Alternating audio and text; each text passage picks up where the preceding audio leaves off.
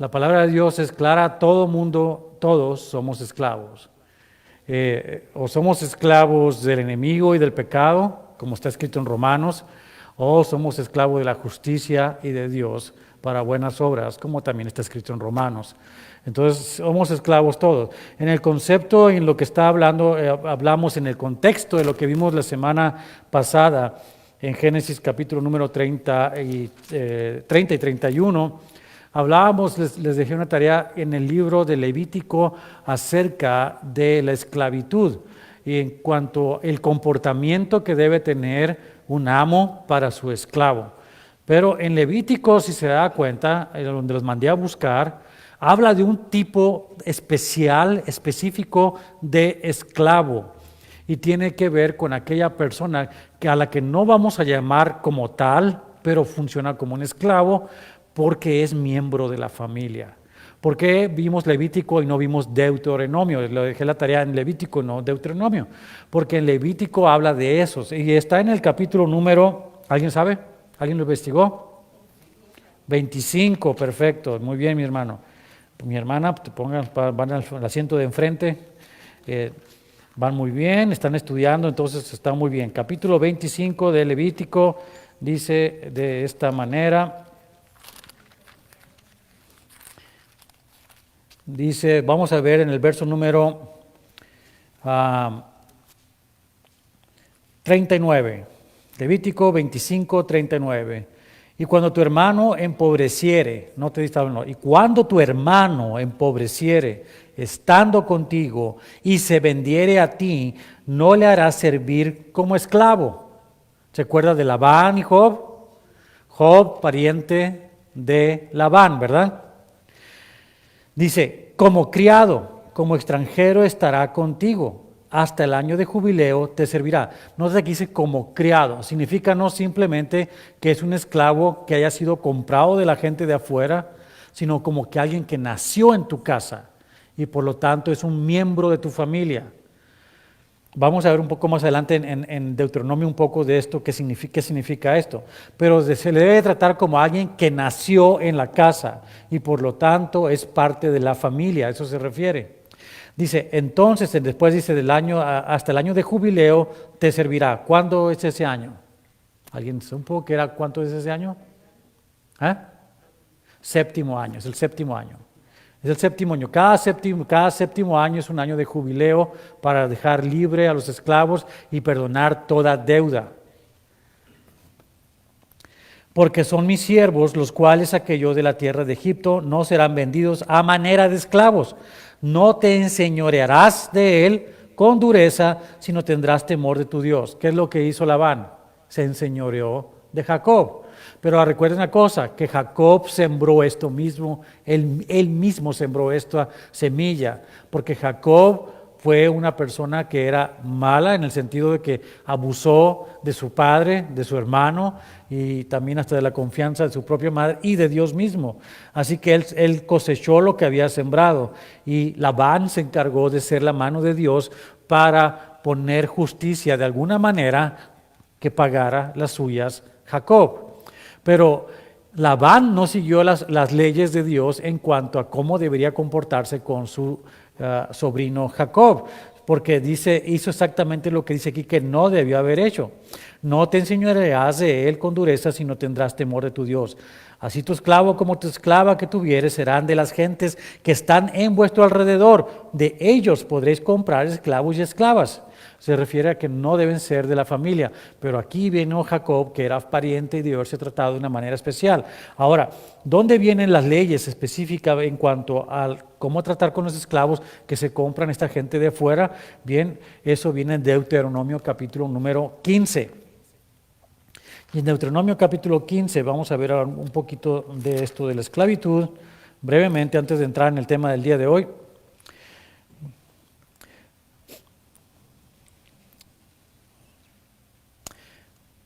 Vamos a verlo desde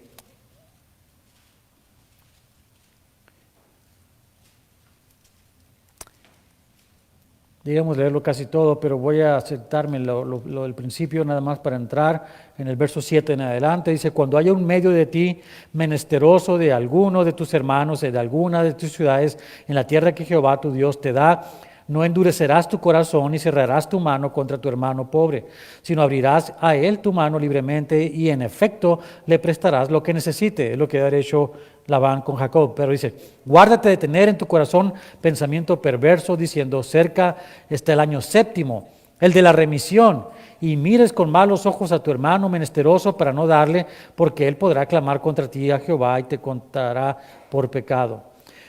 Sin falta le darás y no serás mezquino,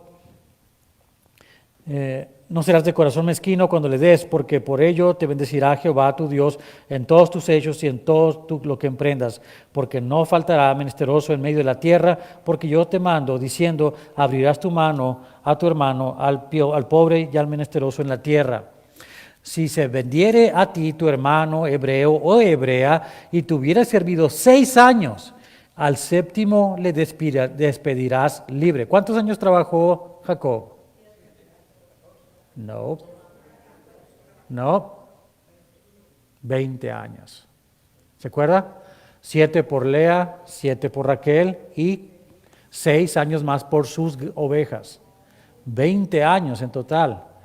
Así que, ¿dónde quedó esto? Y cuando lo despidieres libres, no le enviarás con las manos vacías. Le abastecerás libremente de tus ovejas, de tu era y de tu lagar. Le darás de aquello en que Jehová te hubiere bendecido. Y Labán, ¿qué dijo? No, tienes que ganártelo. ¿Verdad? No le dio nada. Y te acordarás de que te fuiste siervo en la tierra de Egipto y que Jehová tu Dios te rescató. Por tanto, yo te mando esto hoy. Bien, en eso ya cerramos lo que era entonces lo de la esclavitud. Hay más leyes más adelante que puede investigar en cuanto a esto del séptimo año y qué pasa si el esclavo decide no irse, qué pasa si el esclavo tiene familia estando siendo esclavo, qué pasa con la familia. Todos estos tipos de detalles también están escritos en la palabra de Dios, ¿verdad? Pero hoy vamos a continuar entonces con el capítulo número 32 de el libro de Génesis, y para entrar en materia, recordando una cosa. Vimos que pasaron 20 años en la vida de Jacob en la tierra de Harán, allá con sus parientes, y como que fueron 20 años. Es cierto, él estuvo trabajando durante 20 años, pero no vemos que haya gran progreso, grandes situaciones en su vida realmente, sino hasta ese último momento en cuanto Jacob decide escuchar la voz de Dios y la voz de Dios le dice, salte de ahí, vete de ahí. Regresa a tu tierra, ¿verdad? Entonces, vamos a ver que Jacob estuvo durante 20 años sometido, pagando por lo que debía a un humano. Él sabía que había sembrado mal y estaba cosechando mal. Pero toda condena tiene su límite y llega un tiempo en que el Señor dice, es suficiente, ya pagaste. Recuerda la nación de Israel, estuvieron faltando al día Sabbat por muchos años y no respetaron tampoco los años de jubileo, ni el otro jubileo que es el de cada 50 años, sino que no tomaron en cuenta el Sabbat. Y entonces Dios los castigó y les dio 7 años por cada año que no habían tomado esto. Entonces estuvieron 70 años, ellos estuvieron 70 años exiliados, pagando por las consecuencias de no haber obedecido el Sabbat. ¿Y qué pasa? Llega el momento, de acuerdo a las profecías de Jeremías y las profecías que estaban escritas también en Isaías, que había de llegar el tiempo en que habrían de ser libres. Y escuchó la voz de Daniel y entendió que el tiempo se había acercado de que fueran libres. Vemos después lo que pasó en Nehemías, en Esdras, cómo regresaron, pero vemos cómo Daniel escuchó la voz y le dijo, Señor, ¿cuándo? Y ya el tiempo había sido y fueron ellos por fin liberados en el tiempo que Dios tenía una vez cumplida la condena. Ese es el caso de Jacob. Jacob cumplió su condena, vamos a llamar de esa manera, por lo que había hecho, y la voz de Dios se escuchó que le dijo, es tiempo de que vuelvas a casa. Mi hermano, mi hermana, si hay una situación en tu vida que esté siendo difícil, que hasta este momento sea un obstáculo para caminar libremente la carrera que tienes delante como con el Señor, es tiempo de que regreses a casa. Por eso hace 2 veces más anteriores les había dejado que estudiaran, que buscaran cuál era la parábola del hijo pródigo y que investigaran qué significaba en la vida de cada uno de ustedes el ser el hijo pródigo. Tan importante ese mensaje, esa parábola que el Señor nos da, porque todos estamos así. Muchas veces pensamos que la parábola del hijo pródigo tiene que ver con nuestra vida antes de Cristo, pero no es así. No es así, porque antes de Cristo no teníamos al Padre que tenemos ahora después de Cristo. Antes no teníamos a ese Padre amoroso que nos tenía llenos de todo lo que necesitábamos. Pero estando allí muchas veces, habiendo nacido de nuevo, habiendo sido justificados por la gracia y la fe que tenemos, decidimos no caminar con Cristo, sino regresar a nuestros sentimientos, lo que vemos con nuestros ojos, lo que perciben nuestros sentidos, lo que está afuera, y escuchamos las voces que no son de Dios, y nos vamos en ese sentido y caminamos fuera del Señor. Ese es el hijo pródigo. Pero ¿sabe una cosa? Lo importante de la parábola del hijo pródigo es que él, en el momento más terrible de su vida, cuando está en el fondo, cuando ha llegado lo peor, recuerda una cosa en cuanto a su naturaleza nueva. ¿Y cuál es esa naturaleza? Que es hijo. Y siendo hijo, tiene un padre. Y ese padre es un padre que de una vez le perdonó y le perdonó para siempre. Y que está dispuesto a correr hacia él en el momento en que él levante la cabeza y diga: yo no pertenezco a este chiquero con estos puercos, sino que yo pertenezco al Padre, el que tiene todo para mí. Lo que sea es bueno con el Padre. Prefiero ser un siervo, un esclavo del Padre, aunque no me paguen, solamente que me tenga ahí, a ser otra vez esclavo de mi concupiscencia, de mi pecado, a donde he sido arrastrado. Entonces decide regresar. Note que el hijo jamás fue un esclavo del Satanás, sino de su propio ser, de sus propias decisiones. Como leímos en Santiago también el domingo pasado, es decisión personal. Toma la decisión uno de no seguir al Señor. Y lo digo ¿por qué? Porque también estamos viendo últimamente, hoy en día, estos casos que se están dando mucho últimamente, que tienen mucho sonido afuera acerca de personajes importantes, entre comillas, en el mundo cristiano, que le dicen: yo no creo ya, dejé de creer, me voy por mi cuenta, no creo nada de esto. ¿Sabe qué es lo que significa eso?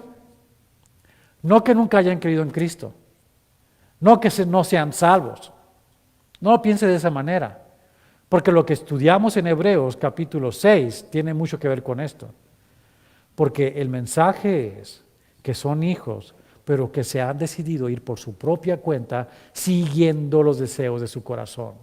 Y los deseos de tu corazón, hermano, igual que los míos, son perversos. Así que no podemos seguir nosotros caminando por vista, sino por fe. Y tenemos que volver a escuchar la voz de Dios, como Jacob está escuchando la voz de Dios por fin. Y algo va a pasar en la vida de Jacob en el capítulo 32 que hace la gran diferencia, al punto que su propio nombre es cambiado. Su esencia, lo que es él, deja de ser para recibir una nueva esencia, un nuevo ser, un nuevo nombre. Como tú y yo tenemos un nuevo nombre cuando decidimos caminar con el Señor. Vamos a leer entonces Génesis capítulo 32. Amén, póngase de pie conmigo para leer varios versos de este hermoso capítulo 32, que es algo así como dándole la vuelta a la vida, ¿verdad? 180 grados se llama, así le vamos a poner, 180 grados en la vida de Jacob. Jacob siguió su camino y le salieron al encuentro ángeles de Dios. Y dijo Jacob cuando los vio: campamento de Dios es este, y llamó el nombre de aquel lugar Mahanaim. Y envió Jacob mensajeros delante de sí a Esaú su hermano a la tierra de Seir, campo de Edom. Y les mandó diciendo: así diréis a mi señor Esaú: Así dice tu siervo Jacob, con Labán he morado y me he detenido hasta ahora. Y tengo vacas, asnos, ovejas y siervos y siervas, y envío a decirlo a mi señor para hallar gracia en tus ojos. Y los mensajeros volvieron a Jacob diciendo, vinimos a tu hermano Esaú, y él también viene a recibirte, y 400 hombres con él. Entonces Jacob tuvo gran temor y se angustió y distribuyó el pueblo que tenía consigo y las ovejas y las vacas y los camellos en 2 campamentos.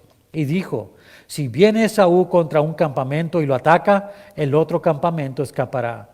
Y dijo Jacob, Dios de mi padre Abraham y Dios de mi padre Isaac, Jehová, que me dijiste, vuélvete a tu tierra y a tu parentela y yo te haré bien.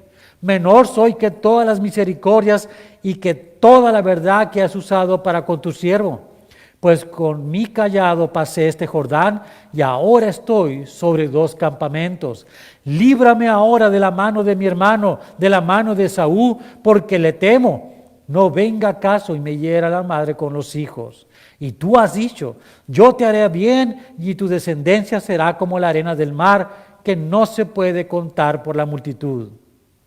Vamos a parar aquí, oramos. Y el que tenga oídos para escuchar, que escuche lo que el Espíritu habla esta noche a su iglesia. Señor, hermosa palabra tenemos delante de nosotros, el principio del cambio, el giro de 180 grados que Jacob va a dar. Y con esto no queremos decir que fue perfecto después de esto, sino que algo trascendental ocurrió en él.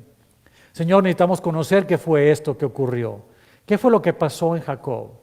¿Qué es lo que tú esperas que pase con nosotros? Háblanos de una manera que lo podamos comprender, Señor, y que podamos aplicarlo. Y que como Jacob podamos también levantar la voz y clamar a ti pidiendo que tengas misericordia, porque cualquier misericordia que tú hagas con nosotros es mucho mayor que quienes somos nosotros. Te damos gracias, Señor, porque nos quieres hablar de una manera que apela a nuestros sentimientos, nuestro corazón y nuestra mente, y sin embargo, después del mensaje, que podamos movernos sin confiar en nuestra mente, sin confiar en nuestro corazón, sin confiar en nuestros sentimientos, sino simplemente confiando por fe en tu palabra. Te damos gracias, Señor, porque ese es el objetivo de lo que nos estás hablando esta noche y queremos comprenderlo profundamente y aplicarlo. Gracias te damos en el nombre de Jesucristo. Amén. Puede sentarse. Jacob siguió su camino. ¿Se recuerda qué fue lo que ocurrió al último? Pasando el espacio en que estaban, llegó Labán y entonces hicieron un trato y pusieron estas piedras, este manojo de piedras y dijeron, este manojo, dijo Labán, es como la división entre tú y yo. Yo no te voy a hacer daño, tú no me vas a hacer daño. Tú te vas por tu lado, yo me voy por mi lado. Pero para Jacob, que ya había escuchado la voz de Dios, ese montículo de piedras que estaba ahí significaba algo diferente. Significaba, Dios está aquí, Dios está juzgando entre nosotros y es Dios el que no va a permitir que yo te haga daño a ti ni que tú me hagas daño a mí. Entonces hay una diferencia de perspectivas porque Labán al final de cuentas siguió siendo idólatra, pero Jacob sí empezó a caminar de regreso a casa. Si iba en esta dirección, hacia Harán, hacia el mundo, hacia lo que está afuera, y dio un giro de 180 grados y empezó a ir a casa como el hijo pródigo. Se cansó de ver a los puercos comiendo algarrobas y el hambre que tenía de la verdad necesitaba ser saciada. Así que era tiempo de levantar la cabeza y decir, mi padre me está esperando, mi padre me ha llamado, sigo siendo hijo, voy a caminar a casa. Y empezó a caminar a casa y lo primero que encuentra como una señal de que lo que está haciendo es realmente caminar a casa, una señal que todos deberíamos buscar tal vez, algo que nos diga que estamos de regreso a casa. ¿Qué es lo que encuentra Jacob? Encuentra un campamento. La palabra campamento también se puede interpretar de otra manera en el idioma hebreo. Esa palabra que dice ahí, Mahanaim, significa 2 campamentos, pero también significa 2 ejércitos. 2 ejércitos. El ejército de los ángeles por un lado y el ejército de los hombres por otro lado que se iban llamando a este caso Labán, que se regresó a su tierra. Esta tierra, donde acababa de entrar, en este punto, en este parteaguas de su vida, atrás quedaba el ejército de los enemigos del mundo y enfrente estaba el ejército de las huestes celestiales que le recibían con una bienvenida especial. Por eso puso este nombre Jacob en ese lugar. Y envió entonces, aquí viene la situación.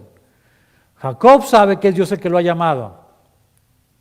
Jacob sabe que hay ángeles que están ahí. Es decir, hay protección. Hay ángeles guardianes para él. Vamos a llamarlo de esa manera. Hay ángeles que van a proteger su caminar. Pero Jacob todavía tiene que aprender algo muy importante, igual que tú y yo tenemos que aprender algo muy importante cuando vamos a regresar a casa. Y es a dejar de confiar en quiénes somos nosotros. Dejar de ser nosotros, nuestra fuerza, nuestro intelecto, nuestra manera de pensar, nuestras costumbres.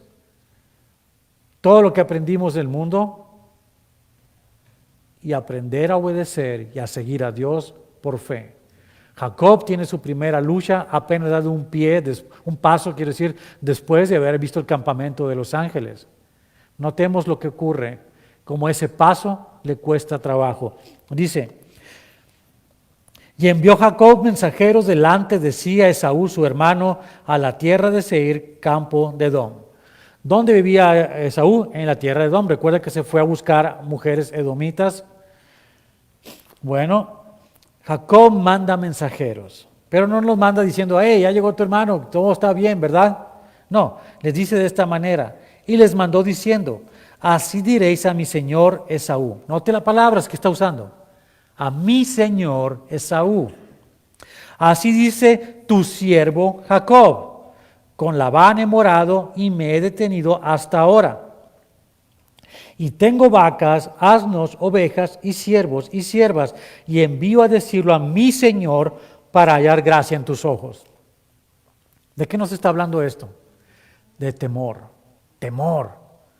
Jacob tiene miedo de que regresar a casa, las situaciones que va a enfrentar, las aflicciones que dijo Jesús, tendréis aflicciones, en el mundo tendréis aflicciones. Ese caminar del cristiano, ese peregrinaje del cristiano en la tierra, tiene aflicciones y tiene pruebas. Si decides caminar el camino del Señor, ten la seguridad de que va a haber tropiezos y que va a haber situaciones adversas y que vas a sentir miedo. Jacob sintió miedo, pero eso no es lo que nos debe paralizar, porque otra vez nosotros no caminamos por vista, sino por fe. No importa lo que hay adelante. Jacob no pensó así.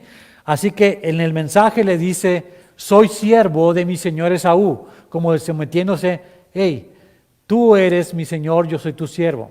Tengo todo esto, todas estas riquezas, como diciendo, toma lo que quieras, pero no me hagas nada. Hallaré gracia delante de él. Y los mensajeros volvieron a Jacob diciendo, vinimos a tu hermano Esaú y él también viene a recibirte. No dice cómo está Esaú, nada más dice que viene. Pero note lo que aterrorizó a Jacob y 400 hombres con él. O sea, se trajo un ejército también él. Y esto puede ser bueno y puede ser malo. Puede ser siervos que vienen a ayudarles a lavarles los pies y ayudarles a cargar las cosas. O pueden ser hombres armados que vienen a acabar con ellos, ¿verdad? Jacob está dudando de la promesa de Dios. Porque la promesa de Dios, ¿cuál fue para Jacob? Que regresaría a su casa. No que moriría en su casa, a la entrada, por la pura puerta, sino que regresaría a su casa. Pero Jacob está dudando, tiene temor. Y a veces nosotros somos así también. Dudamos, tenemos miedo. Y no es correcto tener miedo. No de esta manera. No miedo que paraliza. ¿Por qué? Porque si estamos en el amor de Cristo, ¿qué dice la palabra? El amor echa fuera todo temor. Amén. Entonces Jacob tuvo gran temor. No nada más se asustó, tuvo gran temor y se angustió encima de todo. Pablo dice, por nada estéis afanosos, si no sean conocidas vuestras peticiones delante del Señor con acción de gracias. ¿Y qué dice? Y la paz de Cristo, que sobrepasa todo entendimiento. Amén. Guardará vuestros corazones y vuestros pensamientos en Cristo. Pero Jacob no sabía más y tuvo gran temor y estaba angustiado y empezó a hacer planes otra vez en la carne, en Jacob. Sí, voy a regresar a casa, pero puedo hacer algo yo todavía. Voy a ayudarle a Dios. ¿Qué les parece? Vamos a ayudar a Dios. ¿De dónde sacó eso él? De su padre Isaac y de su abuelo Abraham. Todos queriendo ayudar a Dios a hacer su trabajo, ¿no es cierto? Entonces Jacob tuvo gran temor y distribuyó el pueblo que tenía consigo y las ovejas y las vacas y los camellos en 2 campamentos y empezó a razonar. Y dijo, si viene Esaú contra un campamento y lo ataca, el otro campamento escapará. Y el cristiano moderno dice, voy a estudiar la palabra de Dios, voy a caminar con Dios, pero por si pasa algo, no voy a dejar a mis amigos de allá. Todavía puedo regresarme y hablar con ellos y decir, hey, aquí estoy. Eso del cristianismo no fue para mí.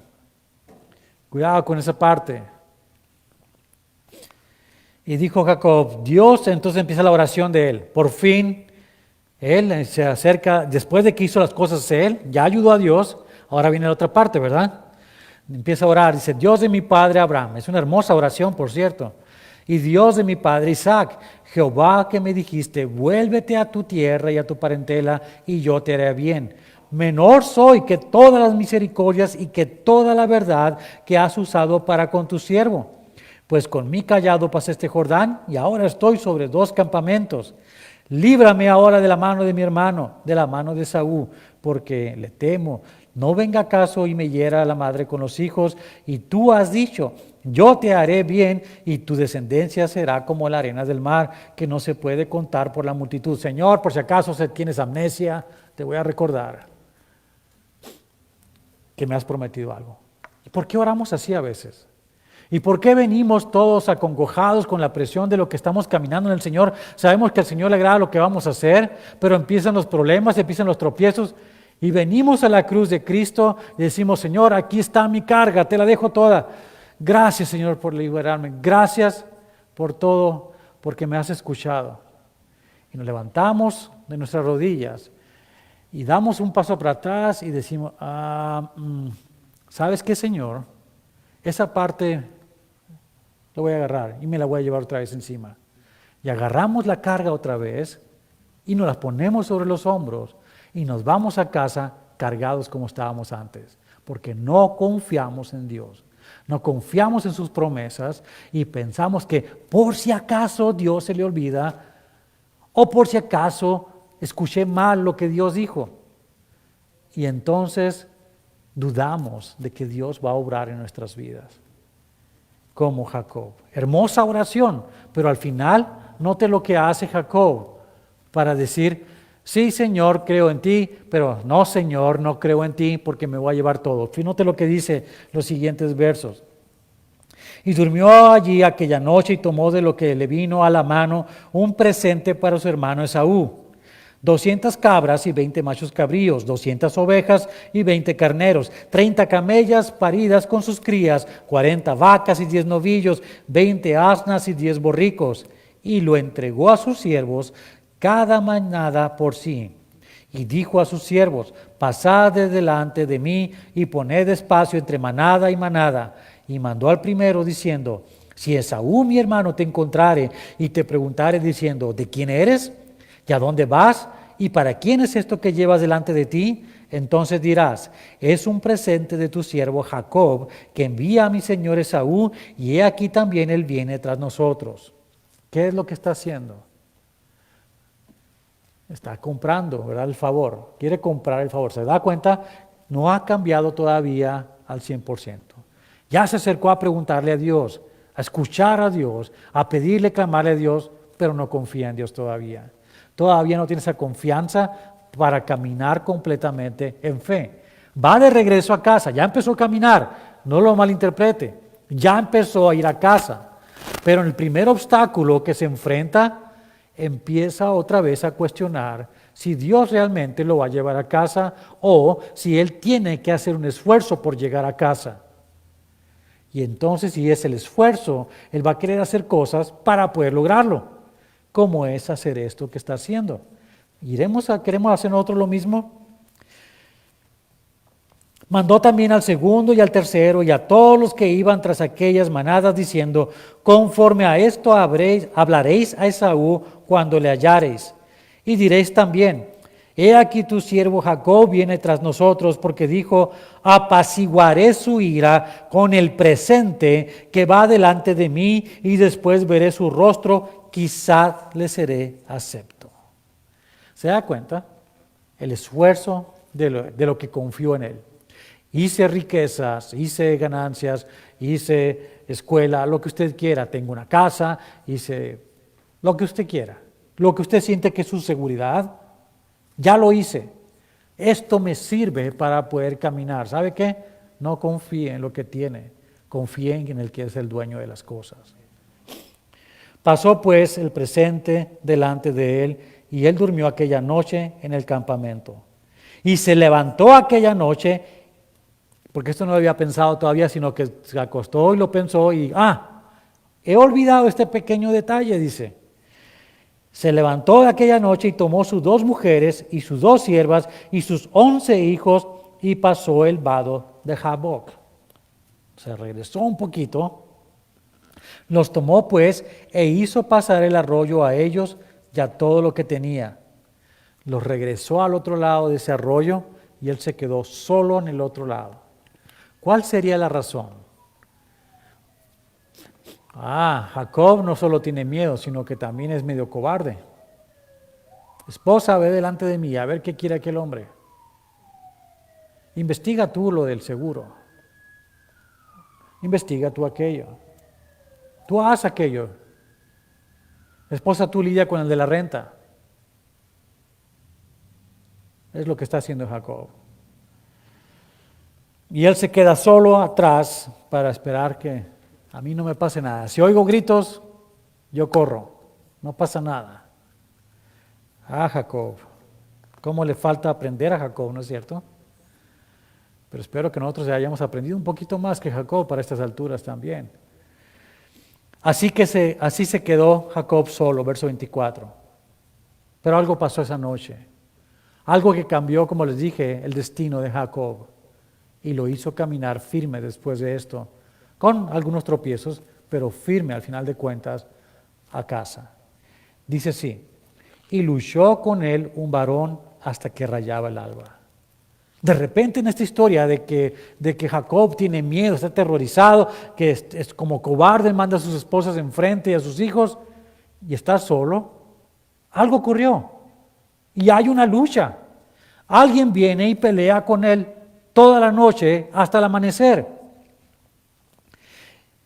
Y cuando el varón vio que no podía con él, el que estaba luchando con él, tocó en el sitio del encaje de su muslo y se descoyuntó el muslo de Jacob mientras con él luchaba. Y dijo: déjame porque raya el alba. Y Jacob le respondió: no te dejaré si no me bendices. Y el varón le dijo: ¿cuál es tu nombre? Y él respondió: Jacob. Este varón que estuvo peleando con él era un varón que pudo haberlo sometido bien fácilmente, porque ese es el varón que tiene poder sobre todas las demás creación. Es el varón que creó el universo entero y es el ángel del Señor y es Jesucristo preencarnado. Hay mucho que nos podemos hablar al respecto. Yo sé que hay algunas personas que intentarán tal vez refutar lo que les estoy diciendo, pero en los versículos que siguen vamos a poder darnos cuenta que se trata de Él. ¿Acaso no tiene poder Dios para vencernos a nosotros simplemente con una palabra? Por supuesto. El mismísimo Satanás y todas sus huestes, cuando vemos en el libro de Apocalipsis, en el capítulo 19, con la sola palabra que sale de él, quedan derrotados. Ese es el poder del Dios Todopoderoso, que truena su voz y que es poderoso sobre todas las cosas, que el hablar es como un torrente de aguas, el que ha hecho todas las cosas y hace temblar los confines de la tierra. Ese Dios estaba luchando con Jacob. pero le permitió luchar para que se cansara Jacob y entendiera una cosa: por más que yo tenga mi fuerza, por más que yo quiera pelear contra Dios y su voluntad, contra quien es el Señor, no voy a poder ganar. Puede que me gaste todas mis energías, como Jacob, desde la noche hasta el amanecer, hasta que no me quede nada en mí. Y todavía tenga interés de seguir adelante. Pero sabes una cosa, varón y mujer, que estás aquí esta noche escuchando este mensaje. Vale más que dejemos de luchar en el tiempo oportuno, no sea que también el Señor nos toque en el muslo y perdamos el movimiento. Porque Dios tiene manera de llevarnos a casa. Mi esposa dice de esta manera y me encanta: con lazos de amor o con lazos de fuerza. Porque Dios castiga al que ama. ¿Cómo quieres llegar a casa? Ese es el punto. Ese es el punto para Jacob. Tiene que entender Jacob que no es su fuerza, no es lo que ha hecho, no es su naturaleza de el tramposo. Por eso el ángel del Señor le preguntó: ¿cuál es tu nombre? ¿Cómo te identificas a ti mismo? Si tú hicieras tu propio obituario esta noche y escribieras aquellas cosas que van a decir de ti en tu funeral, ¿qué escribirías en él? ¿Cómo serás recordado? Ese es el sentido. ¿Quién eres tú en esencia? ¿Quién eres tú? Porque sabes una cosa, cuando sabes quién eres tú en la carne, Dios te va a decir: ya no eres este. Ese eras antes. Pablo escribió esto con la carta a los Corintios. Y eso éramos todos, algunos. ¿Qué es lo que dice la lista antes de eso? Borrachos, contenciosos, mujeriegos, idólatras, maledicientes y todos los demás pecados. Eso éramos todos nosotros, dijo Pablo. Pero ahora ya no lo somos. Y ese es el punto con Jacob. Él tiene que entender que su nombre, aquello que era su esencia, el tramposo, recuerda el nombre, el que suplanta, el que hace trampa, el que jala al otro para abajo para salir adelante, ya no podía ser más. Y vemos que dice: y el varón le dijo: no se dirá más tu nombre Jacob, sino Israel, porque has luchado con Dios y con los hombres y has vencido. Finalmente se rinde y entonces vence. ¿Se da cuenta? Hermano, hermana, la única manera de ganar en esto y ser victoriosos es perdiendo, rindiéndonos delante del Señor. Si nos rendimos delante de Él, Él nos da la victoria. Pero si seguimos peleando nosotros nuestra fuerza, no vamos a tener victoria.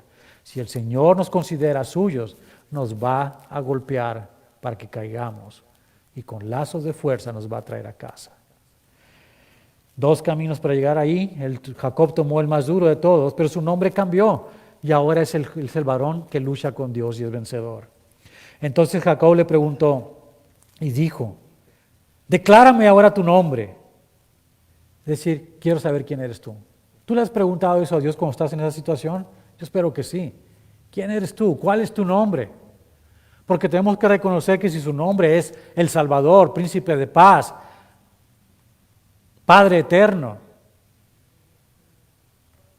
Él es el Dios que nos está salvando, que nos está llevando al mejor lugar. Su nombre es Jehová y Dios es el Rey de los ejércitos también.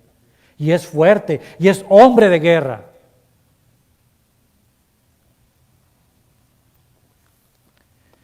Entonces Jacob le preguntó y dijo: declárame ahora tu nombre. Y el varón respondió: ¿por qué me preguntas por mi nombre? Si ya lo sabes, has luchado conmigo y me has visto cara a cara. Y lo bendijo allí. Y llamó Jacob el nombre de aquel lugar Peniel, porque dijo: vi a Dios cara a cara y fue librada mi alma.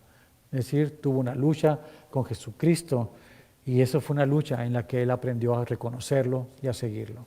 Muchos de nosotros hemos llegado a esas luchas en el momento más oscuro de nuestras vidas. Pero gracias a Dios por esos momentos oscuros, porque nos permitieron luchar y ver el rostro del Señor y preguntarle y llamarle por su nombre cuando ya éramos salvos. No estoy hablando en el momento de la salvación, sino después, en esos momentos que regresamos, y es mi caso, en un momento dado, mi vida de cristiano, al sótano, al frío, al oscuro, a todo lo terrible. Pero de ahí el Señor te toma y me tomó y nos da nuevo camino. Y preguntamos, ¿quién eres tú y quién soy yo? Y el Señor nos da su nombre a través de lo que ha hecho en nosotros. Y cuando había pasado Peniel, le salió el sol y cojeaba de su cadera. Por esto no comen los hijos de Israel hasta hoy día del tendón que se contrajo, el cual está en el encaje del muslo, porque tocó a Jacob este sitio y su muslo.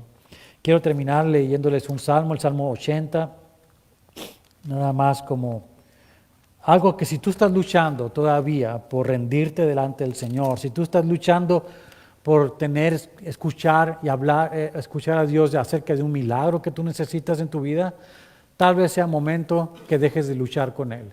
Tal vez sea el momento en que sueltes todas las cosas delante de Él y dejes que Él las tome.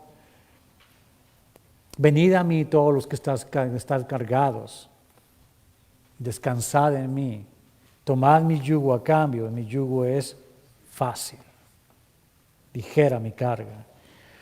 Oh pastor de Israel, escucha. Déjame ver si no me equivoqué, porque tomé mi nota muy rápida. Y mi lengua, antes de que lo lea, ahí, me perdió. Sí, 80. Oh pastor de Israel, escucha, tú que pastoreas como a ovejas a José, que estás entre querubines, resplandece. Despierta tu poder delante de Efraín, de Benjamín y de Manasés, y ven a salvarnos. Oh Dios, restáuranos. Haz resplandecer tu rostro y seremos salvos. Jehová, Dios de los ejércitos, ¿hasta cuándo mostrarás tu indignación contra la oración de tu pueblo? Les diste a comer pan de lágrimas y a beber lágrimas en gran abundancia. Nos pusiste por escarnio a nuestros vecinos y nuestros enemigos se burlan entre sí. Oh Dios de los ejércitos, restáuranos. Haz resplandecer tu rostro y seremos salvos. Hiciste venir una vid de Egipto, echaste las naciones y las plantaste. Limpiaste sitio delante de ella e hiciste arraigar sus raíces y llenó la tierra. Los montes fueron cubiertos de su sombra y con sus sarmientos los cedros de Dios. Extendió sus vástagos hasta el mar y hasta el río sus renuevos. ¿Por qué aportillaste sus vallados y la vendimian todos los que pasan por el camino? La destroza el puerco montés y la bestia del campo la devora. Oh Dios de los ejércitos, vuelve ahora. Mira desde el cielo y considera y visita esta viña, la planta que plantó tu diestra y el renuevo que para ti afirmaste. Quemada a fuego está, asolada. Perezcan por la reprensión de tu rostro. Sea tu mano sobre el varón de tu diestra, sobre el hijo de hombre que para ti afirmaste. Así no nos apartaremos de ti.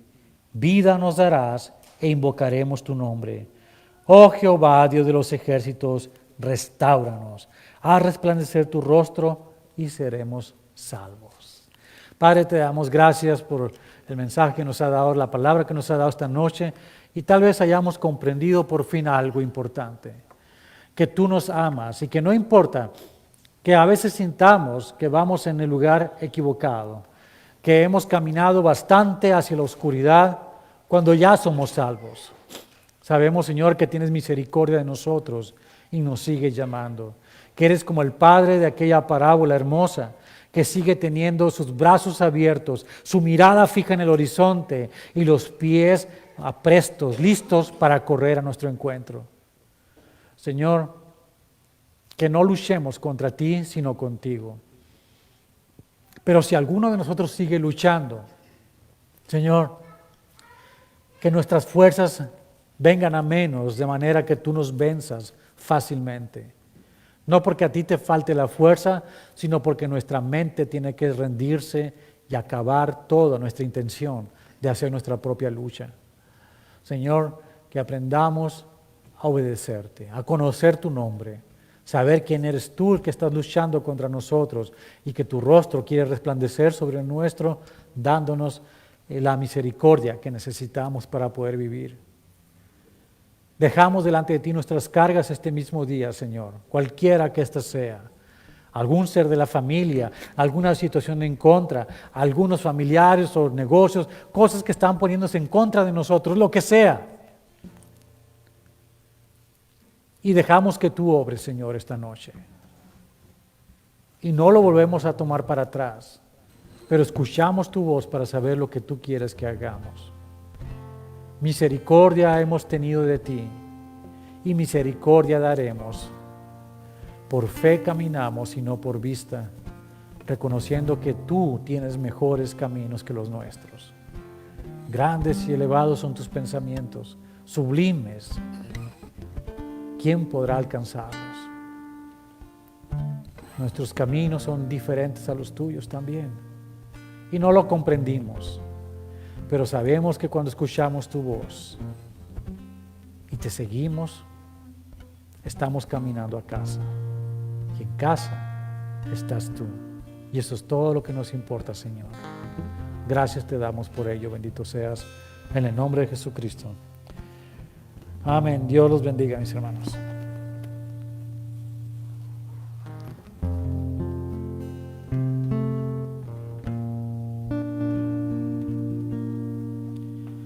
Bueno, entonces, ¿por qué no se pone de pie? Vamos a terminar alabando a nuestro Señor.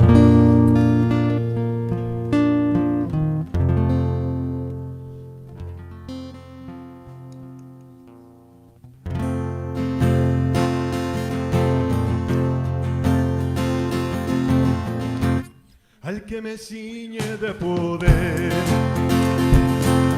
aquel que mi victoria es, solo a él alabaré,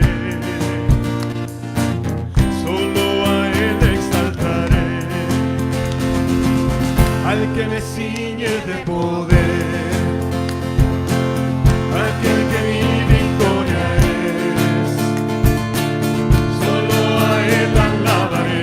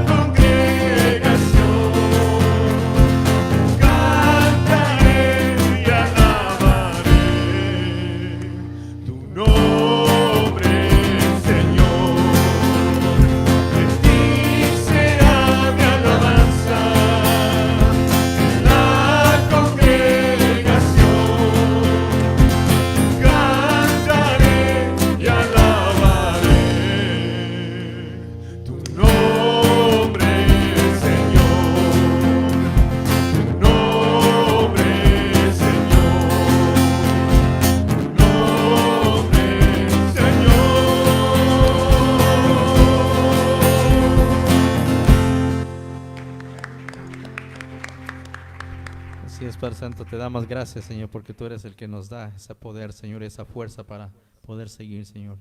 Gracias te damos esta noche por tu palabra, Señor, que nos muestra, Señor, cómo tú obras, Señor, a veces en maneras que nuestra mente no puede comprender, Señor. Pero al final del día, Señor, siempre se hace tu voluntad, Señor, porque tú eres ese Dios bueno y maravilloso. Gracias te damos en nombre de tu Hijo Jesús. Amén.